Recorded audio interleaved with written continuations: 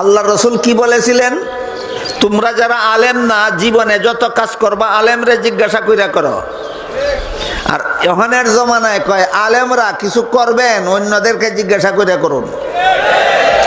এইলো অরিজিনালে আর ডিজিটালে বেশ কম। আমি ইংরেজি শব্দের অর্থ বুঝি না, মানুষে যে ব্যবহার করে শূন্য শূন্য যা টের পাই। একটা হইলো অরিজিনাল আর একটা হইলো ডিজিটাল। আমি বুঝি অরিজিনাল মানে আসলটা, আর ডিজিটাল মানে 2 নম্বরই। আমি বুঝি কি অরিজিনাল মানে আসল, আর ডিজিটাল মানে 2 নম্বর। আসল ব্যাপার ছিল আল্লাহর রসুল বলে দিয়েছেন জীবনের সকল কাজ আলেমকে জিজ্ঞাসা করে করো। এখনের পরিস্থিতি এমন দাঁড়াইছে, আলেমরা কোনো কাজ করবে অন্যরা জিজ্ঞাসা করে করতে হবে। অরিজিনাল রইছে না ডিজিটাল হইয়া গেছে, এই ডিজিটাল জমানার অবস্থা। মাদ্রাসার ছাত্রদের বেলায় মাদ্রাসার আলেমগণের দায়িত্ব হলো তাদেরকে কোরআন হাদিস শিক্ষা দিয়া সুযোগ্য আলেম বানাইয়া দেওয়া। আর যারা মাদ্রাসার ছাত্র নয়, আপনারা যদি বলেন যে যারা মাদ্রাসার ছাত্র নয় তারা আল্লাহর বান্দা নয়, না আল্লাহর বান্দা, তারা নবীর উম্মত নয়, তাদের মরণ নাই, আছে তাদের কিয়ামতের হিসাব নিকাশ নাই, তাদের জাহান্নাম থেকে বাঁচার দরকার নাই, বাঁচাইবে কে? আল্লাহ বলেন তাদের জাহান্নাম থেকে বাঁচার ব্যবস্থা করা মাদ্রাসার আলিমগণের দায়িত্ব। একটা ভুল ধারণার অবসান হোক, সেটা হলো আমি যদি আপনাদের জিজ্ঞাসা করি এদেরকে জাহান্নাম থেকে বাঁচাইবে কে, আপনারা পরিষ্কার বলে দিবেন আল্লাহ। এটা একটা সোজা কথা। কিন্তু আল্লাহ পবিত্র কোরআনের এক আয়াতে বলেন কু আনফুসাকুম ওয়া আহলিকুম নারাও ওয়াকুদুহান নাসু ওয়াল হিজারা, তোমরা নিজেরা জাহান্নামের আগুন থেকে বাঁচো এবং তোমাদের পরিবার পরিজন সন্তানদেরকে জাহান্নামের আগুন থেকে বাঁচাও। আমি যদি আপনাদের জিজ্ঞাসা করি জাহান্নাম থেকে ওদেরকে বাঁচাবে কে, আপনারা বলে দিবেন আল্লাহ। আল্লাহ বলতেছেন তোমরা নিজেরা বাঁচো, নিজেরাও তোমরাও জাহান্নামের আগুন থেকে বাঁচো, তোমাদের সন্তানদেরকেও বাঁচাও। আপনারা কি বলেন? আল্লাহ কি বলে? লক্ষ্য করছেন কথাটা? আপনারা কি বলেন? আল্লাহ কি বলে? আল্লাহ বলেন ইয়া আইয়ুহাল্লাযীনা আমানু কু আনফুসাকুম ওয়া আহলিকুম নারাও ওয়াকুদুহান নাসু ওয়াল হিজারা, হে ঈমানদারগণ তোমরা নিজেরাও জাহান্নামের আগুন থেকে বাঁচো, পরিবার পরিজন বিবি বাচ্চা ছেলে মেয়েকেও তোমরা জাহান্নামের আগুন থেকে বাঁচাও। আপনারা বলেন আল্লাহ বাঁচাইব, আল্লাহ দি বলেন আপনারা বাঁচাইবেন, তখন কোন হতে যাবেন? এইটা ক্লিয়ার হওয়া দরকার, এই বিষয়টা পরিষ্কার হওয়া দরকার। পরিষ্কার হওয়ার জন্য আমি 2-1টা উদাহরণ দেই, শুনেন। বলেন তো আপনারা যারা কৃষি কাজ করেন, আপনাদের খেতে ফসল দেওয়ার মালিককে? আল্লাহ যদি আমার খেতে ফসল দেবে, তাহলে আমি কেন খেতে যাব হাল চাষ করতে? এটার জবাবটা মনে মনে রেডি করেন। এরপরে বলেন আপনারা যখন অসুস্থ হন তখন আপনাদেরকে রোগ মুক্তি দেওয়ার মালিককে? আল্লাহ। আল্লাহ যদি আমার রোগ মুক্তি দেওয়ার মালিক, আমি কেন ডাক্তারের কাছে যাব ওষুধ খাইতে? এই প্রশ্নের জবাব মনে মনে রেডি করেন।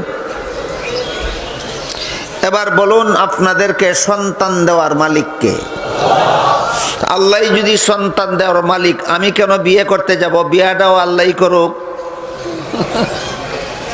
এই প্রশ্নের জবাব, যেই জবাব জাহান্নাম থেকে বাঁচানির মালিক যদি আল্লাহ হয়, আমি কেমনে বাঁচাইব, ওই প্রশ্নেরও সেই জবাব।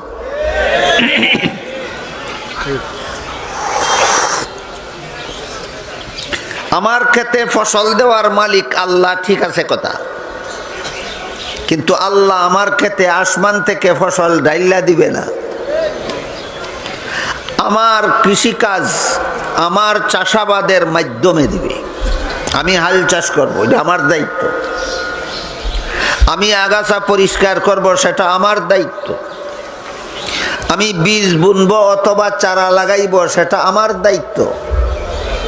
আমার ক্ষেতের ফসলে আমি সার গোবর দেব, সেটা আমার দায়িত্ব। আমি যদি আমার দায়িত্ব পালন করি, এর মাধ্যমে আল্লাহ আমার ক্ষেতে ফসল দিবে। বলুন, আল্লাহ আমার ক্ষেতে ফসল ডাইলা দিব না আমার গৃহস্থির মাধ্যমে? গৃহস্থির মাধ্যমে দেব। ঠিক তেমনি ভাবে আমি অসুস্থ হইলে আমারে সুস্থতা দেওয়ার মালিক তো আল্লাহ, কিন্তু আমার ঔষধ ব্যবহারের মাধ্যমে দিবে। কেমনে দিবে? আমি ঔষধ ব্যবহার করব, এটা আমার দায়িত্ব।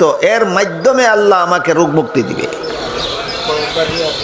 ঠিক তেমনি ভাবে আমাকে সন্তান দেওয়ার মালিক আল্লাহ। আসমান থেকে একজন ফিরিস্তার কুলে দিয়া সন্তান আমার গর্ভাড়ায় দিব না, আমার বিয়ের মাধ্যমে দিবে। বিয়াটা আমার করণ লাগবো। সন্তান আল্লাহ দিব, বিয়া আমার করণ লাগবো। আমি বিয়া না করলে আল্লাহ সন্তান দেওয়ার কোনো নিয়ম নাই। আমি গৃহস্থী না করলে আল্লাহ ফসল দেওয়ার কোনো নিয়ম নাই। ঠিক তেমনি ভাবে আমাদেরকে জাহান্নাম থেকে আল্লাহই বাঁচাইবে, কিন্তু আমাদের জাহান্নাম থেকে বাঁচার পথে চলতে হবে। আমি না চললে আমারে গাড়ে দৈরি আল্লাহ জাহান্নাম থেকে বাঁচানির কোনো নিয়ম নাই। এই ফেসটা বাঙ্গন দরকার, না হইলে অনেকে একটা কইলে আরেকটা বুঝে। আল্লাহ দিব কইলে প্রশ্ন করে বন্দার কি দায়িত্ব, আর বন্দা দিব কইলে বলে আল্লাহর দায়িত্ব গেল কই। আল্লাহরও কিছু কাজ আছে যেগুলি আল্লাহ সম্পন্ন করে, বন্দার কিছু কাজ আছে যেগুলি বন্দায় করতে হয়। সন্তান দেওয়ার কাজ আল্লাহর, সেটা আল্লাহই দিবে, কিন্তু বিয়া আল্লাহ করবে না, বিয়া বন্দাকেই করতে হবে। ঠিক তেমনি ভাবে জাহান্নাম থেকে বাঁচানির মালিক আল্লাহ। গাঢ় ধৈর্য বাঁচাইব না হালাল পথে বন্দার চলতে হবে। কাজেই তোমরাও জাহান্নামের আগুন থেকে বাঁচো, এর মর্ম দাঁড়াইলো হালাল পথে চলো যদি জাহান্নাম থেকে বাঁচতে চাও। তোমাদের সন্তানদেরকে জাহান্নাম থেকে বাঁচাও, এর মর্ম দাঁড়াইলো সন্তানকে হালাল পথে চালাও যদি জাহান্নাম থেকে বাঁচতে চাও। ফেসফুস লাগাইবেন না তো আর কোনো সময়। আচ্ছা, এখন বলেন, যারা মাদ্রাসার ছাত্র এদেরকে কোরআন হাদিস শিক্ষা দিয়া সুযোগ্য আলেম বানাইয়া দেওয়া মাদ্রাসার আলেমগণের একটা দায়িত্ব। যারা মাদ্রাসার ছাত্র নয়, হয়তো কৃষক, না হয় ব্যবসায়ী, না হয় চাকরিজীবী, না হয় স্কুলের ছাত্র, না হয় কলেজের ছাত্র, না হয় ভার্সিটির ছাত্র, তারা কি আল্লাহর বান্দা না? তারা কি নবীর উম্মত না? তাদের কি মরণ নাই? তাদের কি হাসরের হিসাব নিকাশ নাই? তাদের কি জাহান্নাম থেকে বাঁচার দরকার নাই? বাঁচাইব কে? আবার কয় আল্লাহ। আল্লাহ পাক রব্বুল আলামিন বলেন, ওয়াল ইউনজিরু কওমাহুম। মাদ্রাসার আলেমগণের 2 নম্বর দায়িত্ব, যারা মাদ্রাসার ছাত্র না তাদেরকে জাহান্নাম থেকে বাঁচার পথ দেখাও। তাদেরকে জাহান্নাম থেকে বাঁচার পথ দেখাও। আলেমরা যদি মাদ্রাসার ছাত্র যারা নয় তাদেরকে জাহান্নাম থেকে বাঁচার পথ দেখায় না, আর তারাও যদি জাহান্নাম থেকে বাঁচার পথ চিনার জন্য আলেমদের সংস্রবে আসে না, আল্লাহ তাদেরকে গাড়ে দইরা জাহান্নাম থেকে বাঁচাইবে না। আল্লাহ তো জাহান্নাম থেকে বাঁচানোর মালিক, কিন্তু আমার কিছু কর্তব্য পালন করতে হবে কিনা। আলেমগণের দায়িত্ব হইল, যারা মাদ্রাসার ছাত্র না এদেরকে জাহান্নাম থেকে বাঁচার পথ দেখাও, আর যারা মাদ্রাসার ছাত্র না তাদের দায়িত্ব হলো আলেমগণের কাছ থেকে জাহান্নাম থেকে বাঁচার পথ চিনে নাও। জাহান্নাম থেকে বাঁচার পথ চিনে নাও।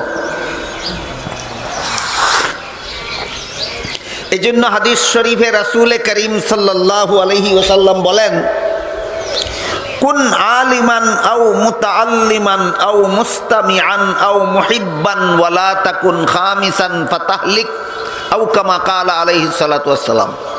এর অর্থ হলো তুমি আলেম হও, জাহান্নাম থেকে বাঁচার 1 নম্বর পথ। সবারই আলিম হওয়ার সময় সুযোগ হয় না। যাদের আলেম হওয়ার সময় সুযোগ হইল না, তোমরা আলেমের ছাত্র হও, জাহান্নাম থেকে বাঁচার 2 নম্বর পথ। আলেমের ছাত্র হওয়ার সুযোগও সবার হয় না। যারা আলেম হওয়ারও সুযোগ পেলে না, আলেমের ছাত্র হওয়ারও সুযোগ পেলে না, রাসূল বলেন তোমরা দুনিয়ার জীবনের সকল কাজ আলেমের কথা মতো করো, সকল কাজ আলেমের কথা মতো করো। এটা তোমাদের জাহান্নাম থেকে বাঁচার 3 নম্বর পথ। সকল কাজ বলতে মানুষের জীবনে কাজই 2 প্রকার, একটা হইল সংসারের কাজ আর একটা হইল ধর্মের কাজ। আপনি সংসারের কাজ করবেন, ব্যবসা করবেন, কেমনে করলে হালাল হয়, কেমনে করলে হারাম হয়, আলেমের কাছ থেকে জেনে নিতে হবে। আপনি চাকরি করবেন, কেমনে করলে হালাল হয়, কেমনে করলে হারাম হয়, আলেমের কাছ থেকে জেনে নিতে হবে। আপনি বিয়ে করবেন, কেমনে করলে হালাল হয়, কেমনে করলে হারাম হয়, আলেমের কাছ থেকে জেনে নিতে হবে। গেল সংসারের কাজ। এবার আসুন ধর্মের কাজ। আপনি উযু করবেন, যেমনে মনে চায় তেমনে করুন, না আলিম থেকে জেনে নিতে হবে। নামাজ পড়বেন, যেমনে মনে চায় তেমনে। বলুন তো, যেমনে মনে চায় তেমনে নামাজ চলে, নামাজ হবে? তাহলে কি করতে হবে? আলেমের কাছ থেকে জিজ্ঞাসা করো, কেমনে নামাজ পড়লে শুদ্ধ হয়, কেমনে পড়লে অশুদ্ধ হয়। রোজা কেমনে রাখলে শুদ্ধ হয়, কেমনে রাখলে অশুদ্ধ হয়। যাকাত কেমনে দিলে শুদ্ধ হয়, কেমনে দিলে অশুদ্ধ হয়, আলেমের কাছ থেকে জানা লও। আল্লাহর রাসূল বলেন, এটা হলো যারা মাদ্রাসার ছাত্র না, তাদের জাহান্নাম থেকে বাঁচার 3 নম্বর পথ। কি পথটা?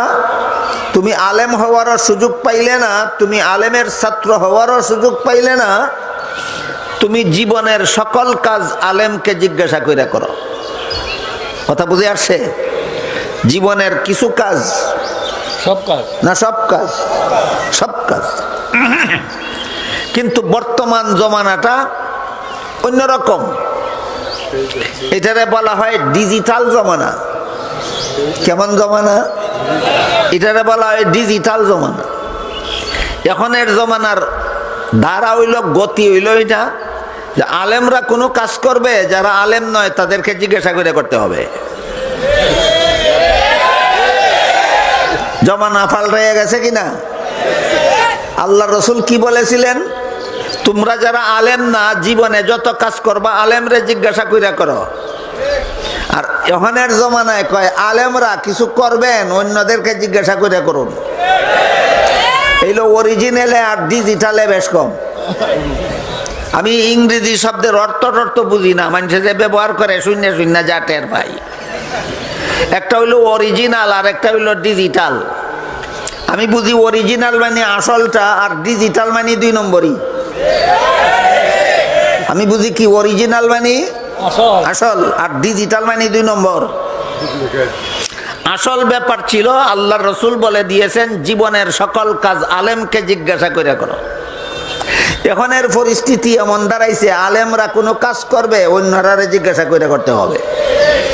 অরিজিনাল রইছে না ডিজিটাল হইয়া গেছে। এই হলো ডিজিটাল জমানার অবস্থা। হাদিস শরীফে রাসূল করিম সাল্লাল্লাহু আলাইহি ওয়াসাল্লাম বলেন, তুমি আলেম হও, এটা হইল জাহান্নাম থেকে বাঁচার 1 নম্বর পথ। সুযোগ না থাকলে আলেমের ছাত্র হও, এটা হইল জাহান্নাম থেকে বাঁচার 2 নম্বর পথ। আলেমের ছাত্র হওয়ার সুযোগ নাই তোমার, সকল কাজ আলেমকে জিজ্ঞাসা করে করো, এটা হইল তোমার জন্য জাহান্নাম থেকে বাঁচার 3 নম্বর পথ।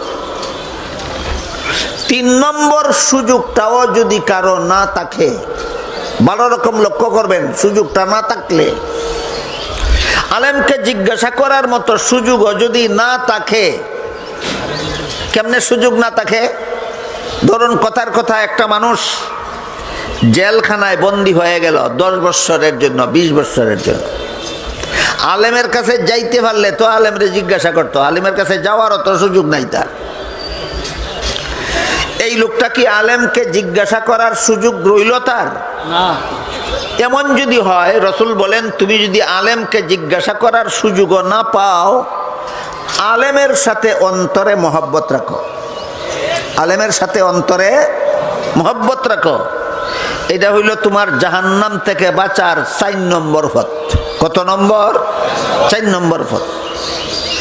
কিন্তু যদি আলেমের সাথে অন্তরে তোমার মহব্বত না থাকে, তাইলে মনে রাখিও তোমার কপালে ধ্বংস ছাড়া আর কিছু নাই। আলেমদের সাথে যাদের মহব্বত থাকে না, তাদের কপালে আল্লাহর রাসূল বলেছেন ধ্বংস ছাড়া কিছু নাই।